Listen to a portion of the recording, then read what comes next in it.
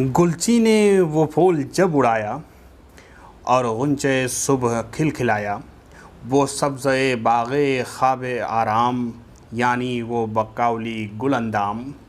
जागी मुर्गे सहर के गुल से, उठी नकहत से फ़र्श गुल से। मुँह धोने जो आँख मलती आई, पुरआब वो चश्मे हौज़ पाई। देखा तो वो गुल हवा हुआ है, कुछ और ही गुल खिला हुआ है। घबराई कि हैं किधर गया गुल, झुंझलाई कि कौन दे गया जुल। है मेरा फूल ले गया कौन, है मुझे खार दे गया कौन। हाथ उस पे अगर पड़ा नहीं, हाथ उस पे अगर पड़ा नहीं है, बू हो के तो गुल उड़ा नहीं है। तो हेलो दोस्तों, अस्सलाम वालेकुम। कैसे हैं आप सब लोग। मैं हूं अलीम, हाजिर हूं अपने चैनल उर्दू जहान पर एक नई एजुकेशनल वीडियो के साथ। दोस्तों, आज के इस वीडियो में हम बात करने जा रहे हैं पंडित दयाशंकर नसीम की मशहूर मसनवी गुलज़ार नसीम के बारे में। यूनिवर्सिटी ग्रांट कमीशन उर्दू के सिलेबस में ये मसनवी या तमाम एंट्रेंस, तमाम एग्ज़ामिनेशन, तमाम मुकाबला जाती इम्तिहानात के निसाब में ये मसनवी ज़रूर शामिल होती है। तो दोस्तों, अशार पढ़ करके, अशार सुन करके आप लोगों को अंदाज़ा लग गया होगा कि किस कदर आला पाए की ये मसनवी है। इस मसनवी की ख़ुसूसियत सबसे ज़्यादा ये है कि इसमें सनातें और जिस तरह से ज़बान का इस्तेमाल किया गया है कि खार दे गया कौन या गुल हवा हुआ है, इस तरह से बहुत सारी मिसालें ऐसी आप लोगों को मिल जाएंगी। सनातों का एक समझ लीजिए गैलेक्सी है, आमाजगाह है और सनातों की एक झुरमुट है, जहाँ पर जिसको पंडित दयाशंकर नसीम ने अपनी इस मसनवी में इस्तेमाल किया है।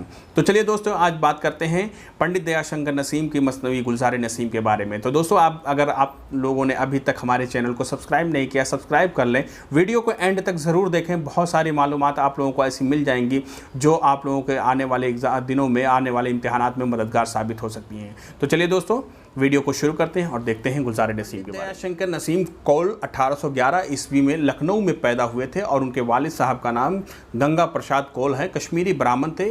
आबा अजदाद लखनऊ में आकर के बस गए थे। ख्वाजा हैदर अली के आतिश के शागिर्दी इन्होंने अख्तियार की थी। 28 साल की उम्र में गुलज़ार नसीम इन्होंने ख्वाजा हैदर अली आतिश को लिख करके दिखाया था, जो बहुत ज़ख़ीम थी, जिसको उन्होंने मुख्तसर करके काट छाँट करके आज की हालत में कर दिया था, जिसको पंडित दयाशंकर नसीम ने कबूल करके उसको शाया किया था उस्ताद मोहतरम की इजाज़त से। 1845 ईस्वी में महज 34 साल की उम्र में उनका इंतकाल हो गया था। 34 साल के इस मुख्तसर मुद्दत में इन्होंने गुलज़ार नसीम जैसी मसनवी लिखी थी और इसके अलावा गज़लें भी कही थी। चंद एक मुख्तसर सा इनका दीवान है शायरी का। इसके अलावा कुछ इनका ज़्यादा कोई कारनामा नहीं है, लेकिन गुलज़ार नसीम अकेला इनको ज़िंदा और जावेद रखने के लिए काफ़ी है। तो आइए दोस्तों, अब बात करते हैं गुलज़ार नसीम के बारे में। गुलज़ार नसीम जो मसनवी 1839 ईस्वी में इन्होंने लिखी थी, 1844 ईस्वी में पहली बार तबाह होकर के शाया हुई थी। इज़्ज़तुल्लाह, इसके माखज़ के बारे में अगर हम बात करें तो इज़्ज़तुल्लाह बंगाली और रेहान और निहाल चंद लाहौरी की किताबों से ये माखज़ है। इज़्ज़तुल्लाह बंगाली ने 1722 ईस्वी में क़िस्से बकावली को फ़ारसी नस्र में लिखा था और रेहान ने अपनी किताब बाग़े बहार या ख़याबान जिसका नाम आता है या बाग़े बहार भी आता है, इससे भी इसका माखज़ साबित होता है। गिलक्रिस्ट की फरमाइश पर निहाल चंद लाहौरी ने फोर्ट विलियम कॉलेज में मज़हब इश्क के नाम से क़िस्से गुल बकावली को उर्दू में तर्जमा करके लोगों के सामने पेश किया था और कहते हैं लोग, मुहक़्क़ीन कहते हैं कि गालिब गुमान है कि दयाशंकर नसीम ने इसी तर्जुमे को अपने सामने रख करके इस मसनवी का खाका तैयार किया और इस मसनवी की कहानी तैयार की। मसनवी गुलज़ार नसीम इन्हीं सब चीज़ों से माखज़ है। बहरे हजज़ में ये मसनवी है। रशीद हसन ख़ान ने इस मसनवी को मुरतब करके बसीत मुक़दमे के साथ और अपनी तमाम तहक़ीक़ी शवाहिदात के साथ इसको शाया किया है। मेरी तमाम लोगों से गुजारिश है कि आप लोग इस किताब को, रशीद हसन खान की इस किताब को ज़रूर एक बार देखें। दयाशंकर नसीम की मसनवी के तमाम हक़ाइक़ आप लोगों को इससे वाकिफ़ हो जाएंगे। मार्के चकबस्तो शरर इसके इसी मसनवी के ज़िम्न में इसका जिक्र आता है, क्योंकि पंडित ब्रज नारायण चकबस्त ने गुलजार दयाशंकर नसीम की मसनवी के बारे को लेकर के जो मजमून लिखा था, उसके जवाब में अब्दुल हलीम शरर ने काफ़ी मजमून लिखे। अब फिर चकबस्त ने उसका जवाब दिया, अब्दुल हलीम शरर ने उसका जवाब दिया। काफ़ी लंबी मुद्दत तक ये मार्का चला और अदबी मार्का, अदबी लिहाज से ये ऐसा मार्का था जिसकी वजह से अदब को बहुत ज़्यादा फ़ायदा हुआ और तकाबुली तनकीद के एक नए तकाबुली तनकीद का या फिर इस तरह से तायुन क़द्र की एक नई रिवायत उर्दू में जन्म ली और उर्दू तनकीद में एक नई रिवायत ने अपना जड़ पकड़ा और वहाँ से एक नई मतलब तनकीद को एक नई दिशा या नई समत मिली। अब बात करते हैं गुलजार नसीम के बारे में। गुलजार नसीम का ख़ुलासा अगर हम देखें तो इसका ये है कि पूरब का बादशाह था ज़ैनुल मुलूक, जिसके 4 बेटे थे, 5 बेटे थे। 5वें बेटे के बारे में जो ताजुल मुलूक था उसके बारे में नजूमियों ने ये पेशीन गोई की थी कि 5वें बेटे के 5वां बेटा अगर 5वें बेटे को अगर बादशाह ने देख लिया, उसके निगाह में अगर 5वां बेटा आ गया तो बादशाह की आँख की रोशनी चली जाएगी। इत्तेफाक से एक बार गलती से 5वें बेटे पर उसकी नज़र पड़ जाती, जिसकी वजह से उसकी आँख की रोशनी चली जाती है। फिर तबीबों ने ये बताया कि बादशाह की आँख की रोशनी आ सकती है अगर गुल बकावली या बकावली के फूल को बादशाह की आँख में को उसको मस किया जाए तो उसके लम्स से या उसकी खुशबू से या उसके अर्क से बादशाह की आँखों की रोशनी आ सकती है। चारों बेटे बादशाह के उस बकावली के फूल को लेने के लिए निकल पड़ते हैं। 5वां बेटा भी अलग थलग बिल्कुल निकलता है, क्योंकि उसको चारों भाइयों ने बिल्कुल अलग थलग कर दिया था, क्योंकि उसी की वजह से बादशाह की आंखें गई थी, जिसके सज़ा के तौर पर उसको दरबदर कर दिया गया था। चारों बेटे हम दिलबर बेसवा के रास्ते में निकलते हैं। तो दिलबर बेसवा जो एक जादूगरनी होती है और वह जादूगरनी के साथ साथ बहुत बड़ी जुआरी होती है, तो वो उन चारों शहजादों को जुए में जीत लेती है और उनको कैद करके रख लेती है। ताजुल मुलूक जब वहाँ पहुँचता है तो वो दिलबर बेसवा को हरा करके अपने भाइयों को वहाँ से आज़ाद कर लेता है। रास्ते में जाता है तो हमाला देवनी के भाई से ताजुल मुलूक का वहाँ पे मुकाबला होता है, जिसके वजह से वो देव ताजुल मुलूक को जीत करके अपनी बहन हमाला देवनी के पास लेके जाता है। हमाला देवनी जब उसको देखती है वहाँ पे हमाला देवनी वो उस शहजादे के जब अहवाल को मालूम होता है उसको, तो उसकी मदद करती है इस तरह से कि तमाम चूहों को हुक्म देती है कि यहाँ से एक रास्ता ऐसा निकाला जाए कि जो बकावली के फूल है वहाँ तक वो पहुँचा जाए। तो इस तरह से बकावली के बाग तक वो रास्ता बनाया जाता है और शहज़ादा जो है वहाँ तक जा कर के चुपके से फूल लेकर के वो बकावली का फूल लेकर के आ जाता है। तो बकावली बेचैन हो जाती है फूल को वहाँ से गायब देख करके। वहाँ से शहज़ादा फूल को ले करके हमाला देवनी को साथ में ले करके जब रास्ते में आता है तो एक अंधे पर उसको आजमाता है, अंधे की रोशनी आ जाती है। वहीं पर उसके चारों भाई आ करके उससे छीन लेते हैं फूल और वहाँ अपने बाप के पास आ जाते हैं। हमाला देवनी को साथ लेकर के शहज़ादा ताजुल मुलूक जो आता है अपने वालिद के दारुल हुकूमत के सामने एक महल बनवा करके वहाँ पर रहने लगता है।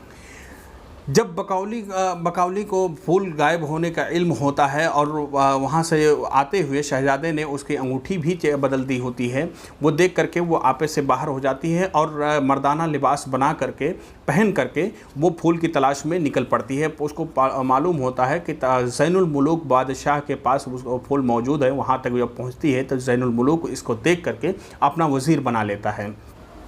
बादशाह अपने ताजुल मुलूक के महल का शोहरा सुन करके अपने वज़ीर के साथ उसका महल देखने जाता है। तो उस बादशाह जब अपने शहज़ादे पर या अपने बेटे पर उसकी नज़र पड़ती तो वो उसको पहचान लेता है और उसके बाद वहीं पर उनके भाइयों के दगा और फ़रेब ज़ाहिर होता है, वाज़ेह होता है। उसको अपना बेटा तस्लीम कर लेता। बकावली भी शहज़ादे को देख करके पहचान लेती है। उसकी अंगूठी देख करके बकावली उस पर आशिक हो जाती है और अपने माँ के पास जब चली आती है तो वहाँ से छुप छुप करके उसको ख़त लिखती है शहज़ादे को। उसके माँ को उसका इल्म हो जाता है तो बकावली को वो तिलिस्म के किले में उसको कैद कर देती है। बकौली की एक बहन होती है रूह अफ़ज़ा परी, उसको जो है एक देव कैद कर लेता है। तो शहज़ादे को जब उसके बारे में पता चलता है तो वो जाकर के उसको आज़ाद कर लेता है, जिसको देख करके उसकी माँ, बकौली की माँ, उससे खुश होकर के उसकी शादी कर देती है। तो कहानी यहाँ पे ख़त्म नहीं होती है, बल्कि जब उसकी शादी का इल्म होता है, बकौली चूँकि परी होती है, तो इंद्र, जो राजा इंद्र होता है, उसको देख करके बड़ा गुस्सा आता है और उसको फ़ौरन हाजिर होने के लिए कहता है। राजा इंद्र के पास जब बकौली जाती है तो शहज़ादा भी ताजुल मुलूक जो है पखावज बनकर के उसके साथ चला जाता है राजा इंद्र के दरबार में और वहीं पर रहने लगता है। राजा इंद्र उसके रक़्स से एक बार बहुत खुश होता है, तो उससे कहता है कि मांगो, क्या मांगूंगी। तो वो जाकर के बकौली उससे उसी पखावज को मांग लेती है जो दरअसल ताजुल मुलूक होता है। राजा इंद्र को जब इसके बारे में मालूमात होती है कि वो तो इंसान है, तो बकौली पर बहुत ज़्यादा गुस्सा होता है और उसको ले जा कर के मंगलद्वीप के जजीरे में कैद कर देता है और ये कह देता है कि श्राप दे देता है, बद्दुआ दे देता है कि 12 साल तक तो तू परी रहेगी, 12 साल तक तू पत्थर हो जाएगी। मंगलद्वीप में वो कैद रहती है। उसी बीच में राजा इंद्र के दरबार में ही चित्रावत नाम की एक परी उस पर आशिक हो जाती है और उसको हासिल करने की कोशिश करती है ताजुल मुलूक को, उस पखावज को, लेकिन वो उसके काबू में नहीं आता है और उसका दिल जो है वो बकौली में ही लगा रहता है। जब चित्रावत उस पर नाकामयाब हो जाती है तो उसके बारे में पता करती है, तो वो बकौली ही उसकी असल वजह होती है जो उसकी बेचैनी की। किसी तरीके से चित्रावत उससे शादी करने में कामयाब हो जाती है, लेकिन उसका दिल अभी भी नहीं लगा रहता है, ताजुल मुलूक का दिल बेचैन रहता है। ये देख करके चित्रावत ये फैसला करती है कि उस मंगलद्वीप किले को जो है या मंगलद्वीप जजीरे को मिस्मार कर दिया जाए। वहाँ पे जा कर के वो पूरा मिस्मार कर देती है और उसी में वो दफन हो जाती है बकौली। किसान उस पर राई का बीज डालता है और राई उगाता है, उसी को खा करके उसकी बीवी जो है वो हामिला हो जाती है और उसी के पेट से बकौली फिर से जन्म लेती है। और बकौली को जब 12 साल की हो जाती है और परी की शक्ल में आती है, तो वो शहज़ादा उसको देख कर के आशिक हो जाता है। इस तरह से फिर से वो शहज़ादा बकौली से मिलता है और उससे फिर से उसकी शादी होती है। इस तरह से बकौली और चित्रावत और हम्माला देवनी को लेकर के शहज़ादा दिलबर बेसवा चारों को लेकर के वो आ जाता है, अपने महल में रहता है। यहीं पर रूह अफ़ज़ा परी और बहराम जो वज़ीर होता है इसके ताजुल ज़ैनुल मुलूक का, वहाँ पे उसकी इश्क की दास्तान शुरू होती है। तो ये किस्सा है जो एक तवील किस्सा है, एक तरह से देखा जाए इसमें किरदारों के बहुतात है, कई मुहिमात है जो शहज़ादा सर करता हुआ आगे बढ़ता है। इसके अगर किरदारों पे जाए किरदारों की बात की जाए इस मसनवी की, तो इसमें सबसे अहम किरदार जो है ताजुल मुलूक है और बकौली। ये जो ताजुल मुलूक और किस्से बकौली के नाम से ताजुल मुलूक शहज़ादा है, ज़ैनुल मुलूक उसका बाप है जो पूरब का बादशाह होता है। और इसी तरह से फ़रोख नाम रखती है बकौली। फ़िरोज़ और जमीला परी, समन परी, बहराम, ये सब अलग अलग किरदार हैं। रूह अफ़ज़ा, हुस्न आरा, महमूदा, हम्माला देवनी, दिलबर बेसवा, रानी चित्रावत, चित्रसेन, राजा इंद्र, ये तमाम अहम किरदार इसके हैं इस मसनवी के। जो इसमें अहम किरदार है, सबसे बड़ा किरदार जो है वो बकौली का है और ताजुल मुलूक का है। इसी तरह से राजा इंद्र का भी बहुत अच्छा किरदार है, हम्माला देवनी का भी है, दिलबर बेसवा का बहुत अच्छा किरदार है इसमें आया है। बहुत मतलब जिसको किस्से से एक नया मोड़ मिलता है। तो दोस्तों, ये गुलज़ार नसीम के बारे में मुख्तसर मालूमात थी। थोड़ा सा तवील हो गया है ये वीडियो क्योंकि इसका किस्सा थोड़ा तवील था, उलझाव भरा किस्सा था। उम्मीद करता हूँ दोस्तों आप लोगों को मेरा ये वीडियो बहुत पसंद आया होगा। पसंद आया है तो कमेंट करें, लाइक करें, शेयर करें, हमें बेहद खुशी होगी। बहुत बहुत शुक्रिया।